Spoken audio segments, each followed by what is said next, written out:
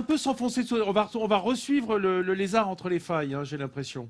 Oui, où est-ce que tu voudrais que je t'emmène? Parce que la région est tellement grande, tellement vaste et tellement somptueuse que C'est Hélène qui va nous emmène. cette Oh non, fois-ci. mais Guillaume, moi je veux bien que tu m'emmènes où tu veux. Je vais Mais t'emmener après. là, on va dans une ferme, mais une ferme un peu particulière, hein, avec les caves de tuffeau. Exactement, et puisque c'est ce qu'on peut trouver justement dans la région Centre-Val de Loire, ce sont des fermes troglodytiques.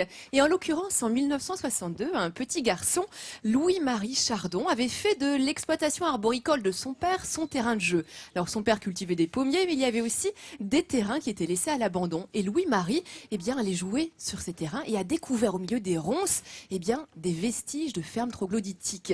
C'est en 1962, mais il a consacré toute sa vie à retaper cette ferme. Aujourd'hui, c'est un lieu qui est ouvert au public et les animaux y vivent comme dans une ferme au Moyen-Âge.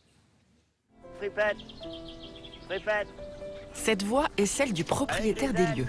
Digne héritier des paysans d'autrefois, c'est fourche en main et chapeau sur la tête que Louis-Marie vient donner à manger à ses bêtes. Un petit câlin, hein? Entouré de ses animaux, l'homme est dans son élément.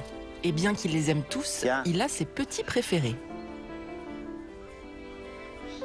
C'est bon ça.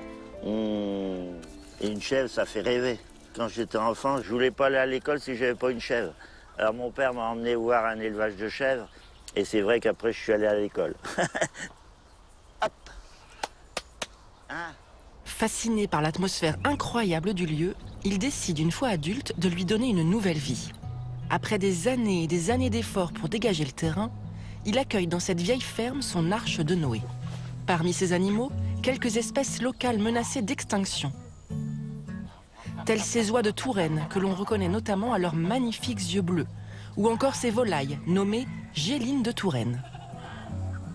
C'est une race qu'il y avait dans toute la Touraine. Et dans toutes les fermes, on retrouvait cette race-là qui était bien noire. Ça fait partie du patrimoine, un patrimoine local. Il faut les préserver. Alors Léonard, tu viens manger? Allez, viens. C'est bon le maïs, hein? Dans cette ferme troglodyte, le plus extraordinaire, c'est de constater combien les aménagements ont été étudiés pour le confort des animaux. Des clapiers et poulaillers dans un rocher, une rigole pour récupérer le purin et une cabane pour que le foin des animaux reste au sec. Mieux, les hommes vivant ici autrefois avaient trouvé un moyen assez original de se réchauffer. Cette pièce, c'était un lieu de vie. Quand on voit ce passage entre les deux, il y avait une communication. La chaleur des animaux réchauffait leur maison. 2 chèvres suffisaient, un âne. L'homme vivait avec ses animaux. C'était important pour eux. Son patrimoine, ses connaissances, ses animaux, Louis-Marie les fait découvrir au plus grand nombre. Car depuis quelques années, il a ouvert les portes de son incroyable ferme, aux grands comme aux petits. Voilà, allez. C'est pas les petits-enfants de la campagne, ça. Tiens, comme ça, il va pas bouger. C'est la première fois que Jean-Baptiste prend un lapin dans ses bras. Une fois rassuré, le petit garçon va même jusqu'à le baptiser. Comment on peut l'appeler? Grandes oreilles. Devant le visage souriant de ce petit garçon, on ne peut s'empêcher de penser à Louis-Marie lorsqu'il était enfant et aux ronciers dans lesquels il venait jouer. Une jolie histoire, vieille d'un demi-siècle, qui continue de s'écrire. Car désormais, ce lieu un peu magique ne risque plus de tomber dans l'oubli. La ferme troglodyte est sous la protection des animaux qui l'occupent. Un véritable patrimoine vivant.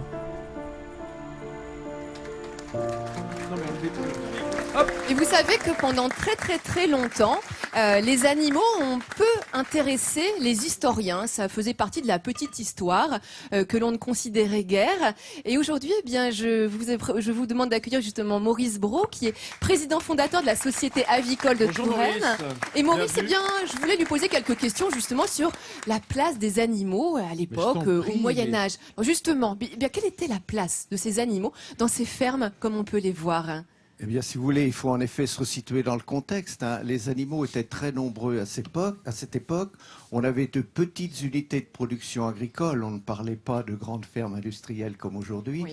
Et les animaux étaient très présents pour les différentes espèces de par leur utilité. Et la finalité de tous ces animaux, c'était bien sûr l'alimentation humaine. Bien sûr. Les familles étaient très nombreuses. Il y avait les parents, mais les grands-parents, les enfants. Et il y avait aussi parfois les ouvriers agricoles suivant la taille de l'exploitation. Et là, Excusez-moi, justement, l'alimentation et la motricité aussi. Oui, je bien suppose, sûr, hein. et les aussi besoins de traction. le vêtement, puisque Ah oui, le le vêtement, cuir le servait textile. aussi pour Tout à s'habiller. fait. Et puis il y avait donc la motricité, la traction avec les chevaux, les plumes par exemple pour les volailles, Oui. les oies, etc. Et alors justement, est-ce Et que puis dans le la gardiennage de l'habitation. des exploitations, dans les familles, il y avait les grands-parents, les parents, les enfants. Est-ce que il y avait un rôle qui était attribué à telle génération pour s'occuper des animaux? En priorité, les hommes s'occupaient des gros animaux, Oui. des chevaux par exemple, des bovins. En revanche, les femmes s'occupaient de la traite, des chèvres, des vaches aussi, de la traite. Et puis les grands-parents et les enfants plutôt de la basse-cour, les petites espèces animales. D'accord. Donc, Qui ne nécessitait pas de force physique, en fait. hein. absolument. Mais en revanche, on considérait vraiment les animaux à l'époque, peut-être plus même que parfois aujourd'hui dans certaines exploitations agricoles. Si vous voulez, à cette époque, il y avait incontestablement un lien de proximité avec les animaux. Les hommes et les animaux vivaient près les uns des autres. Il y avait, je dirais même, une certaine familiarité. Autrefois, les ouvriers agricoles, qu'on appelait les charretiers qui s'occupaient des chevaux, Oui. vivaient, couchaient parfois à proximité de l'écurie, dans le grenier à foin, par exemple, quand on remonte un peu dans le temps. Donc finalement, ce lien, Vincent, entre l'homme et Il est très l'animal, fort. il était très fort à Très l'époque fort. et on l'a peut-être un petit peu perdu aujourd'hui. Donc c'est bien de se remémorer la Oui. façon dont on considérait les animaux avant, qui même si aujourd'hui l'animal a acquis un statut d'être sensible dans le code civil, eh bien finalement peut-être qu'on n'y a jamais fait aussi Ouais. peu attention aujourd'hui qu'à de nombreuses époques. Peut-être qu'il a gagné ce statut d'être sensible en perdant le statut d'être utile. Parce que c'est souvent des animaux d'agrément et plus d'utilité, alors qu'évidemment à l'époque on dépendait des animaux pour vivre, bien entendu. Merci Hélène, Maurice. merci beaucoup Maurice. Je vous en prie. Alors, on revient avec Jean-Paul Cousin-Martin. Comment ça va Jean-Paul? Moi, ça va très bien. Ah bah écoute, Ça va déjà très bien. c'est une bonne nouvelle.